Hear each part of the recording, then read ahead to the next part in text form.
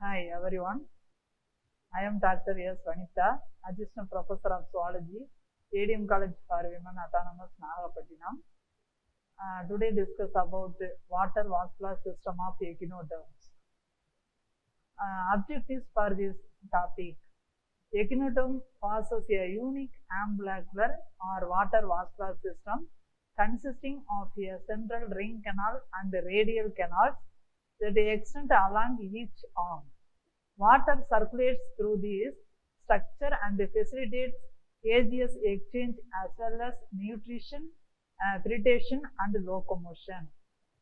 To understand the functional morphology of various group of invertebrates. Then introduction of water vascular system. The water vascular system is enterocoelic in origin and arises from the left hydrocele. It exhibits radial symmetry from the beginning and is equally developed in all echinoderms. This system lives just above the humeral system.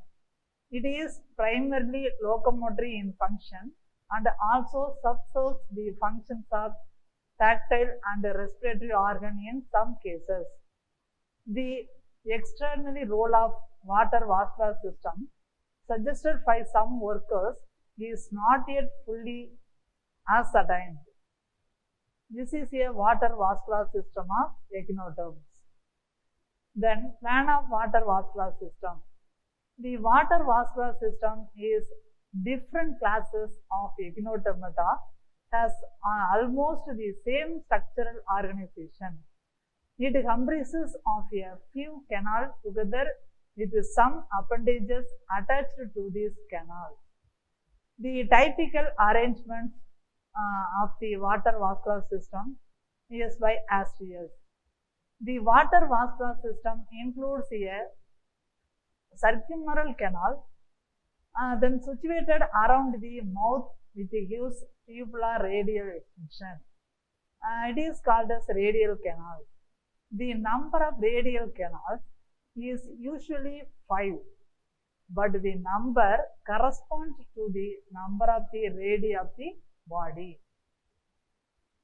Each radial canal ends bluntly at the end of the arm and gives off along its course laterally vessels, each joining a tube feet. Each tube feet is a hollow, conical or cylindrical process with an ampulla and a terminal sucker. The junction between the lateral vessels and the tube feet is provided with valves which assist in locomotion. The contraction of the ampullae results in the extension of the tube feet. A short, slightly curved, cylindrical and vertically disposed stone or stand canal is present between the mandriporite and the ring canal. The stone canal open into the ring canal at the oral end and into the mandriporic ampulla at the aboral end. Then the mandriporite is a skeletal plate-like structure placed at the aboral side. It is perforated by pores. It is called as mandriporic pores, which lead into the mandriporic ampulla or vessels from where the stone canal starts. The stone canal is surrounded by a wider canal. It is called as axial sinus. The wall of which becomes folded to form a axial organ or tarsal organ or ovidal gland or heart. The role of the axial organ is not fully known. Besides the main vessels, some appendages become associated with the system. The interradially located and connected with the ring canal, there are Polian vesicles and the narrower neck. There are contractile and usually manufactured amoeboid cells. The diamond bodies are glandular in nature and consist of a number of branched tubules. There are yellowish in color and give origin to cells for the water vascular system. Then mandriforite. In Australia, it is a calcareous sieve-like plate and it situated arborally. The increases in number of mandriforite is observed in many Osteidae. The number of mandriforites is 3 in Osteius capensis, 4 in Osteius tunispina, 16 and echinites. The mandriforite is provided with many secondary water pores. Most of the water pores lead into stone canal and rest into the axial sinus in adult. This is a mandriforite in echinoderms. The water pores are many in number and developed from the primary larval water pore, such as Osteidae in Echinodermidae. Also, the mandriforite possesses many pores, but Echinochimous is peculiar in having only one water pore. In Obieridae, the mandriforite has one water pore, but in Obieridae, the Osteophytae, there are several water pores. In Holotheridae, true mandriforite is absent. Great variation are observed regarding the opening of the stone canal. The Pelacotheria, it opened to exterior by one pore and in many. There are 2 to 50 or more pores. But in some Elasiptidae and Malpedidae, the stone canal open into the coelom by many pores instead of opening to the exterior. Then stone canal. Normally, the stone canal is a short, slightly curved and vertically disposed cylindrical tube. It opens into the ring canal at the oral end. It is enclosed by the wall of another wide canal, the axial sinus. In Osteidae, the stone canal is 1 and S-shaped, but in Osteias rubens, there are 2 stone canals. The wall of the stone canal is provided with the calcareous acicles. Development of a longitudinal ridge-like projection makes the stone canal complicated in the different numbers of the Osteidae. This is a stone canal of echinoderms. Then the following conditions are encountered. In Echinosphere perforans, the fold projects as a ridge into the canal. They represent the simplest condition. The Astrina globosa, the free terminal end divided into 2 lamellae which may be coiled. This is seen in Osteidae. In Ostrophyton, the coiled lamellae become very complicated and extend between the walls from one side to another of the lumen. Then axial sinus and axial organ. The axial sinus is variously developed in different echinoderms. It is quite distinct from the pre-visceral cavity in adult, excepting some holotherians and crinoids. The axial sinus is inconspicuous in osteoids, very small in echinoids and ophiuroids. The axial organ, a fold from the wall of the axial sinus, is present in all echinoderms excepting colotherians. The axial organ comprises connective tissue and cells of germinal rudiment. In echinoids, the axial sinus ends blindly and communicates with the stone canal. In crinoids, the portion of the coelom into which the tubes from the ring vessel open represent the axial sinus. The axial organ occupies the axis of the body. It consists of anastomic canals embedded in connective tissue. Then ring canal and radial canals. The ring canal is a constant structure in all echinoderms and is situated around the mouth. It gives tubular prolongation along the radii. It is called as radial canals or radial vessels.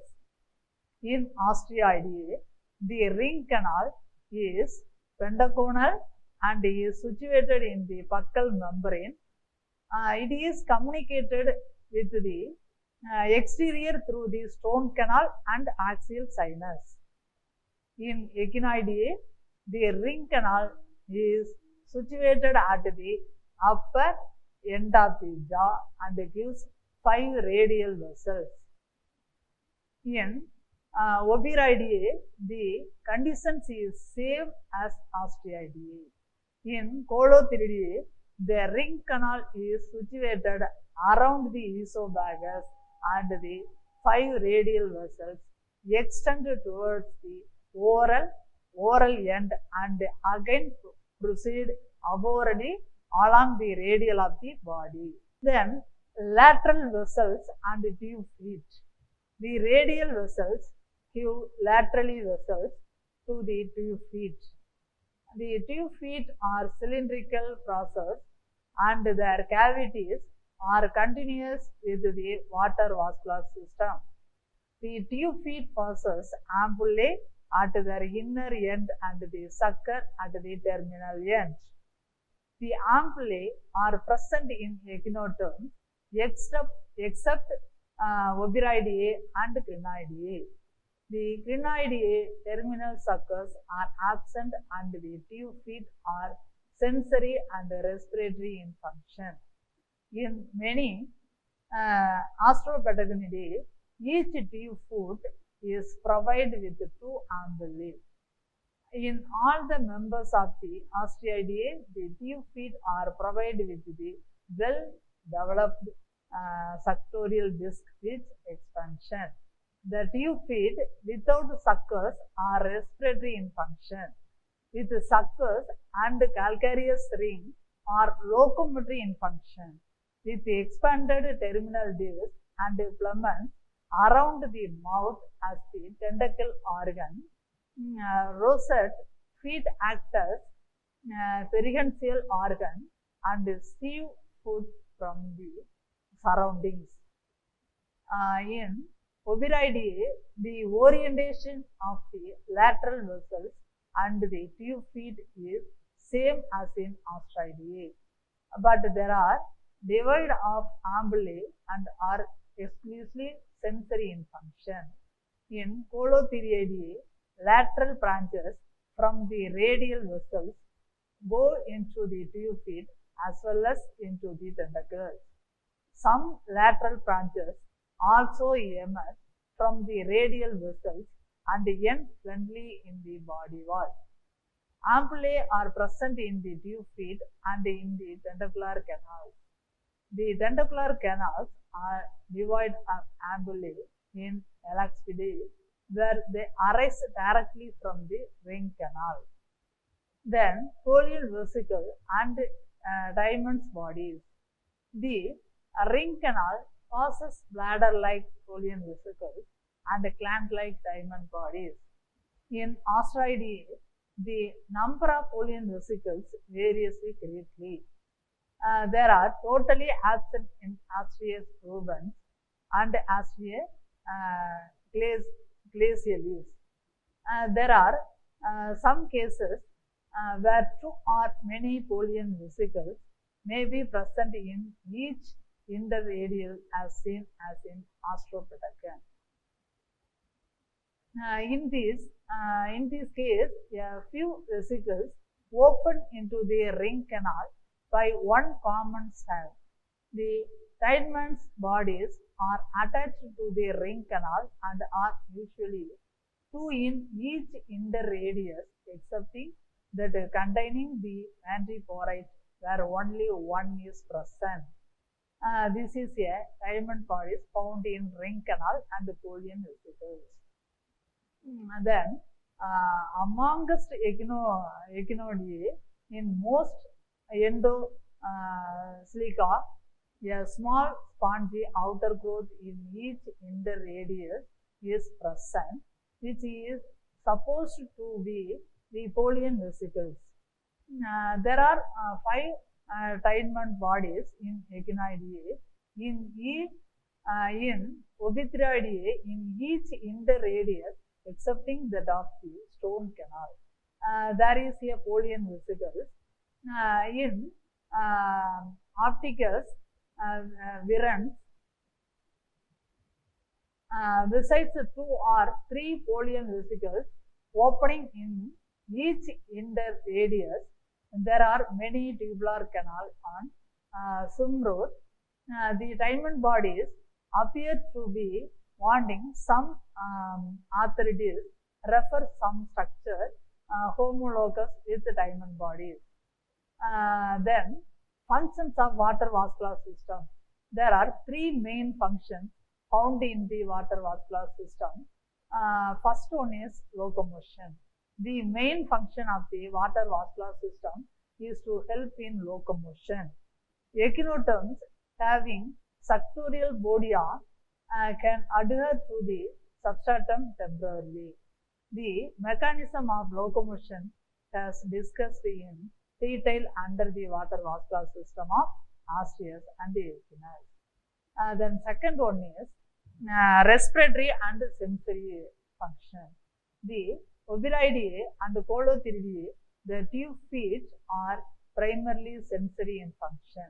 In Echinoderms, the tube feet of the arboreal side lack terminal disc and are sensory in function. The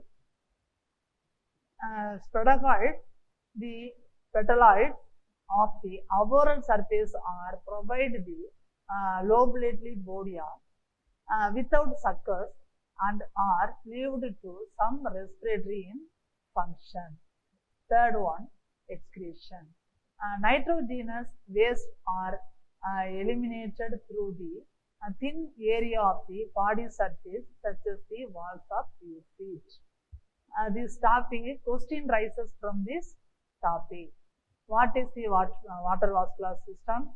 Mandiborite, radial canal, ring canal, Tiedemann's bodies, tube feet, and more functions of water vascular system.